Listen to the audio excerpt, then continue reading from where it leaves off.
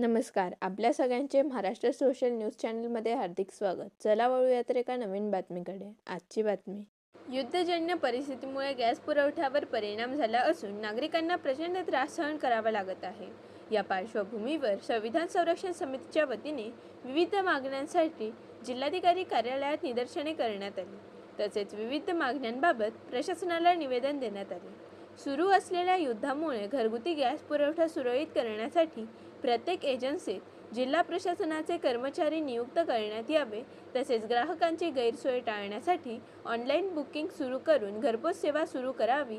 घरगुती गॅस सिलेंडरचा काळा बाजार थांबविण्यात यावा.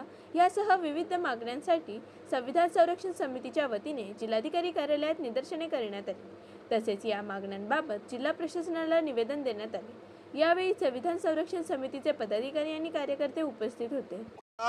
इस्रायल व अमेरिका यांच्या युद्धाची झळ भारताच्या प्रत्येक नागरिकाला आणि घरेलू ग्राहकाला बसत आहे. गॅसचा तुटवडा सगळीकडे भयंकर जाणवत आहे. सरकार आपल्या मीडियाच्या माध्यमातून सांगतं की तुटवडा नाही, जनतेने ग्राहकांनी रांगा लावू नये.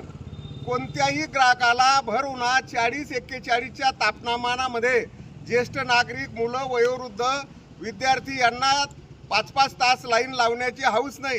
शासनाने हे कबूल करावं की सध्या तुटवडा आहे, त्याचं सुरळीत कसं केलं जाईल याकडे शासनाने नियंत्रण केलं पाहिजे. ज्या एजन्सीवर लाईनी लागतात त्या ठिकाणी प्रशासनातील महसूलचे पुरवठ्याचे एक कर्मचारी नियुक्त करावे. गॅस एजन्सी धारक पावत्या काढताना वशिलेबाजी करतो का, काळा बाजार करतो का, गैरव्यवहार करतो का, याच्यावर नियंत्रण केलं पाहिजे. ऑनलाईन बुकिंग ही पूर्ववत केली पाहिजे आणि गॅसचा पुरवठा हा होम डिलिव्हरीने प्रत्येकाच्या घरी केला पाहिजे. आता यांनी ऑनलाईन कंपनीने बंद केला असून कंपनी एजन्सीमध्ये बुकिंग करायची, तिथून OTP नंबर मिळाल्यानंतर तुमची बुकिंग कन्फर्म होते व नंतर तुम्हाला 4-5 दिवसानंतर सिलेंडर भेटतं. ही जी किचकट प्रक्रिया आहे ही जाणून बुजून एजन्सीने सुरू केलेली आहे.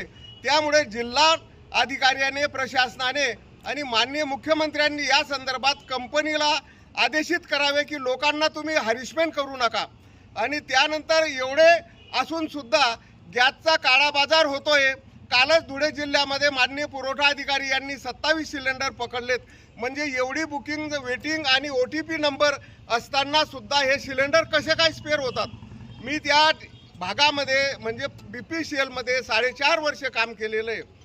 जे 14 किलोचं सिलेंडर आहे याच्यातून गॅस गोडाऊनमध्ये मी असे ऐकून आहे आणि मला माहीत सुद्धा होतं की गॅस गोडाऊनमध्ये कर्मचारी हे प्रत्येक सिलेंडरमधून 2 किलो गॅस चोरी करत असतात आणि ते बनवलेले स्पेअर सिलेंडर हे व्यवसायीवाल्यांना विकतात. त्यामुळे प्रत्येक होम डिलिव्हरीच्या वाहनामध्ये प्रमाणित केलेला वजन काटा ठेवून आणि प्रत्येक ग्राहकाला 14.2 किलो गॅस आणि रिकाम्या हंडीचं वजन असं सिलेंडरवर स्टायपिंग केलेलं आहे, छापलेलं आहे. त्याप्रमाणे पूर्ण वजन करून ग्राहकाला सिलेंडर दिलं पाहिजे. ज्या गॅस एजन्सीमध्ये काळा बाजार चालतो, गैरव्यवहार चालतो, ती एजन्सीला फौजदारी जीवनावश्यक कायद्याप्रमाणे गुन्हा दाखल करून त्या एजन्सीला चांगल्या सेवा देणाऱ्या एजन्सीकडे टर्मिनेट केली पाहिजे. यासाठी माननीय पुरवठा अधिकारी, जिल्हा प्रशासन यांनी एजन्सीवर नियंत्रण करावं. म्हणून आमच्या आता सध्या शालेय विद्यार्थ्यांच्या परीक्षा चालू आहेत. विद्यार्थी गॅससाठी लाईनीमध्ये उभे राहतात.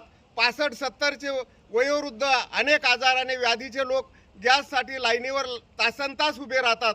त्यामुळे ते उष्माघाताचे बळी ठरू शकतात. तर जनतेच्या सोयीसुविधाकडे शासनाने लक्ष द्यावं. यासाठी आम्ही माननीय मुख्यमंत्री यांना निवेदन देण्यासाठी या ठिकाणी धुळे शहरातील पुरोगामी विचार मंच, सामाजिक कार्यकर्ते, भारतीय बौद्ध महासभा, संविधान संरक्षण समिती, कम्युनिस्ट पक्षाच्या वतीने उपस्थित आहोत. बातमी आवडल्यास चॅनलला लाईक व सबस्क्राईब करा व दररोज अशा नवनवीन बातम्या पाहण्यासाठी चॅनलला फॉलो करा. धन्यवाद.